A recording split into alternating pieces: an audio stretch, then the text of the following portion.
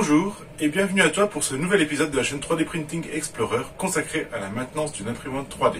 Au fil de cette vidéo, je vais te montrer comment réaliser la maintenance de son imprimante 3D. Je veux autant que possible décrire ici un ensemble de points qui s'appliquent à toute imprimante de type FDM, autrement dit les imprimantes à dépôt de fil fondu. Avant de rentrer dans le vif du sujet, je t'invite à me laisser un pouce en l'air à la fin de cette vidéo si elle t'a plu et à t'abonner à ma chaîne pour ne rien manquer des prochains épisodes. Et n'hésite pas à me soutenir en partageant cette vidéo avec le maximum de personnes. Comme la plupart des personnes, je préfère quand un appareil fonctionne correctement, tout en me fournissant le meilleur service possible. Les imprimantes 3D n'échappent pas à la règle, c'est d'autant plus vrai que mieux elles sont entretenues, plus longtemps elles restent précises dans la fabrication des objets, et moins les risques d'échec seront présents. Toutefois, je n'aborderai pas ici l'entretien de la buse dont j'ai traité le sujet dans une première vidéo, dont vous pouvez trouver le lien juste ici en haut à droite. Vous vous souvenez sans doute de cette publicité pour l'entretien de votre voiture qui vous explique qu'en plus de la vidange, le garagiste réalisera X points de contrôle. Eh bien, pour l'entretien d'une imprimante 3D FDM, c'est pareil. Première chose, nous allons contrôler les ventilateurs de la tête d'impression. Lors des impressions, il peut se former des petits filaments de plastique fins comme des cheveux qui sont aspirés par le flux d'air du ventilateur et viennent se loger dans les pales de celui-ci. Pour nettoyer le ventilateur, il faut se munir d'une pince à bec ou mieux d'une pince à timbre pour aller chercher délicatement tous les débris et poussières en prenant garde de ne pas abîmer les pales. Veillez à réaliser l'opération pour le ventilateur de refroidissement de la tête d'impression et celui de refroidissement de la pièce imprimée. Lorsque tous les débris sont retirés, on peut peaufiner le travail en soufflant les poussières restantes dans les deux ventilateurs. À ce stade, on en profitera également pour souffler le dissipateur de chaleur de la tête d'impression pour que l'échange thermique qui s'effectue avec l'air qui le traverse reste optimal, tout comme on soufflerait les ventilateurs d'un ordinateur pour éviter la surchauffe. Ensuite, nous allons nous intéresser aux tubes PFTE. Il s'agit des tubes transparents qui guident le filament jusqu'à l'entrée de la tête d'impression, tout en évitant que le filament n'aille raccrocher la pièce en cours d'impression ou se bloquer dans une partie de l'imprimante. Si votre imprimante est de type Bowden, c'est-à-dire que le moteur d'extrusion est déporté de la tête d'impression, à l'image de la Discovery 200, le tube PFTE assure également le guidage du filament depuis le moteur d'extrusion jusqu'à la tête, tout en assurant que la force exercée sur le filament soit efficace et correctement dirigée. Le tube PFTE est très étroit, et son diamètre intérieur est à peine plus grand que le diamètre du filament. Du coup, si un débris vient se loger dans le tube, le filament peut se retrouver freiné au point que le moteur d'extrusion ne sera plus en mesure de le pousser vers la buse. Cela pourrait également impacter les rétractations et les fils d'ange pourraient apparaître sur la pièce imprimée. Pour nettoyer les tubes, il faut d'abord les retirer de l'imprimante. Préparer une petite boulette de papier, essuie-tout, et l'insérer dans le tube. Prendre ensuite un morceau de filament d'une longueur légèrement supérieure à celle du tube et l'insérer dans ce dernier tout en poussant la boulette de papier jusqu'à l'autre extrémité du tube et la faire ressortir. Répétez l'opération pour tous les tubes PFTE que compte votre imprimante. Dans mon cas, j'en ai 6. Au cours des multiples impressions, des changements de filament et retrait des objets du plateau, des petits débris ont tendance à s'accumuler autour et sous l'imprimante.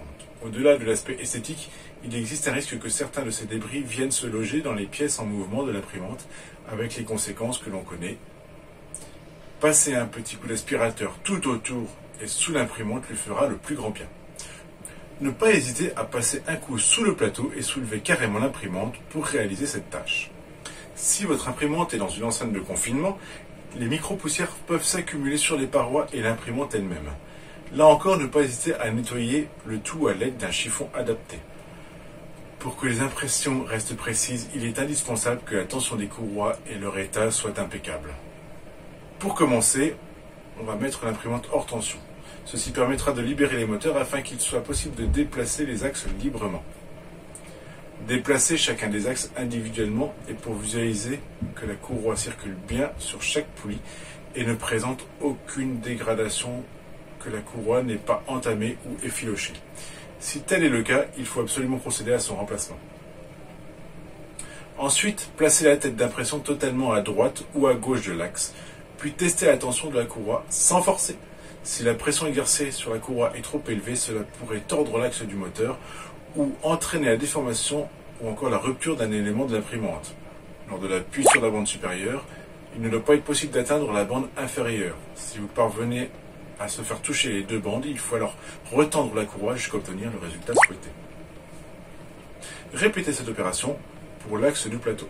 Nous allons maintenant parler de la lubrification des axes. Cette étape permet d'assurer des mouvements fluides durant l'impression, supprimant les à-coups pouvant nuire à la qualité de celle-ci. Avant de se précipiter pour ajouter de la graisse sur les barres lisses, il faut les nettoyer. En effet, au fil des longues heures d'impression, de la poussière a tendance à s'accumuler sur ces barres. Pour réaliser ce nettoyage, il faut se munir de papier essuie-tout et d'un flacon d'alcool isopropylique. Placez la tête d'impression à une extrémité de l'axe, appliquez un peu d'alcool sur une feuille de papier et nettoyez toutes les tiges. Insistez particulièrement sur les extrémités où ont tendance à s'accumuler les poussières. Déplacez ensuite la tête à l'autre bout et recommencez.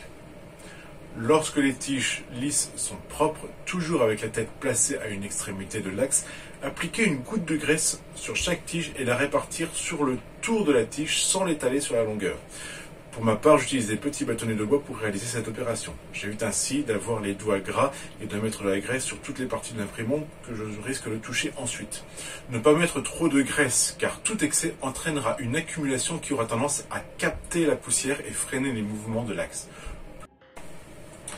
Déplacez la tête à l'autre bout de l'axe et une nouvelle fois déposez un peu de graisse sur les axes, moins que précédemment, et lui faire le tour de l'axe avec un bâtonnet. Achevez l'opération en réalisant quelques allers-retours avec la tête d'impression sur toute la longueur de l'axe. Il faut répéter cette opération avec les axes Y et Z de l'imprimant. Maintenant, on va placer l'imprimante sous tension. Si les moteurs n'apparaissent pas bloqués, utilisez le panneau de commande pour déplacer les axes afin que les moteurs soient sous tension permanente. Maintenant, le moteur du plateau et de la tête d'impression ne devrait plus pouvoir être tourné à la main. Dès lors, tentez de déplacer la tête d'impression pour s'assurer qu'elle ne peut effectivement plus bouger, même très peu. Si c'est possible de la déplacer d'1 ou 2 mm, vérifiez que la poulie du moteur n'est pas desserrée. Si un déplacement est possible par à-coup, c'est probablement la courroie qui saute cran par cran sur la poulie moteur. Il faut la retendre à nouveau. Dans l'étape suivante, nous allons contrôler l'ensemble des vis de l'imprimante.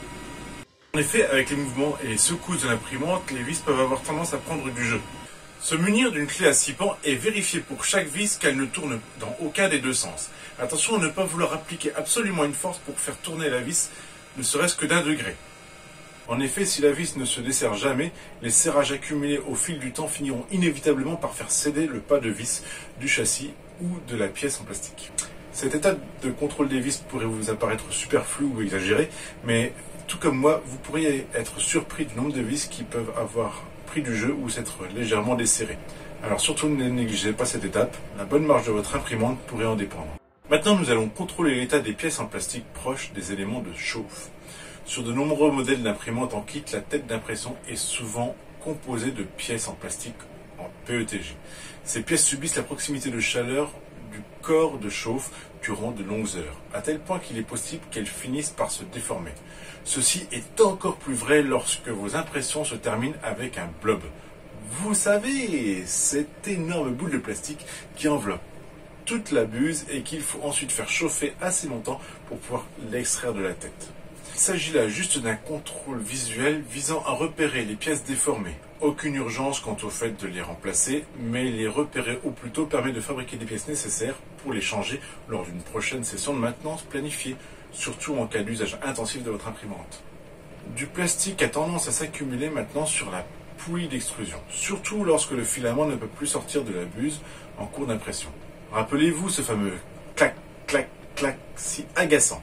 En retirant le cache de l'extrudeur, on peut accéder à la fameuse poulie et procéder à un nettoyage si nécessaire. Le plastique n'adhère pas vraiment au métal. Du coup, pour ma part, j'utilise un simple coton-tige pour aller frotter les poulies et les nettoyer. Je termine avec un petit soufflage pour évacuer les impuretés restantes. Après remontage du cache, ajustez la tension de cette poulie pour un entraînement optimal du filament. Pour ma part, je passe un filament dans la poulie et je serre jusqu'à ce que le filament ne puisse plus bouger. Ensuite, tirer sur le filament et contrôler la marque des dents. Si elle est trop prononcée, la pression de la poulie est trop forte. Si aucune marque n'apparaît, il faut serrer davantage cette poulie. Bon, il est pas mal de vérifier de temps en temps si une mise à jour existe pour votre imprimante. Comme pour votre ordinateur, le constructeur de votre imprimante peut publier des mises à jour des micro-logiciels contrôlant votre imprimante. C'est l'occasion de vérifier s'il en existe une et de l'installer. Ces mises à jour peuvent avoir plusieurs objectifs comme corriger un comportement anormal de la machine ou apporter de nouvelles fonctionnalités. Pour achever le tout, je vous recommande fortement de refaire l'étape de réglage de la première couche.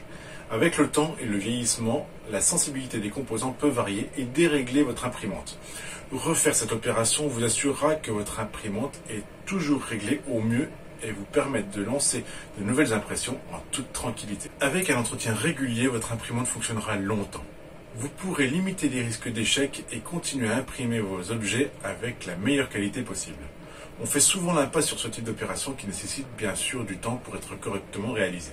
C'est pourtant un passage fortement recommandé pour assurer une longue vie à votre imprimante et vous épargner des crises de nerfs. Lors de la prochaine vidéo, je vous expliquerai comment je viens à bout du phénomène de stringing ou fil d'ange.